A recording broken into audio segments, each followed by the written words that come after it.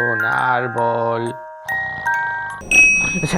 Ai, perdoneu, és que m'havia quedat a dormir llegint la novela del Capitán Alatrist. A partir de la segunda o tercera página ya me quedé cao. Ahora voy a ver un poco el Twitter mío, que yo soy muy activo en las charches. A ver, pero Arturo, pero si eres mi escritor favorito. Arturo, eres tú, ¿qué tal? ¿Cómo estás? Soy Hila, el Valle de Palma.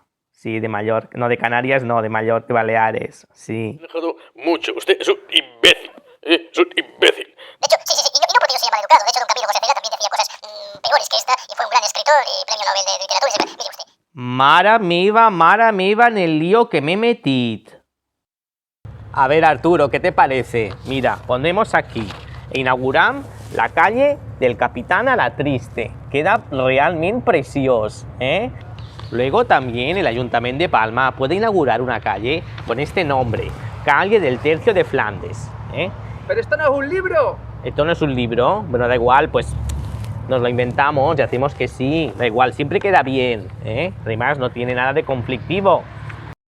Si en vez de insultarme cada vez que me decís un tuit en contra mía, sembrarais un árbol, seria tot molt millor.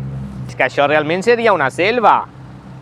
Arturo, venga, ala, no te pongas triste.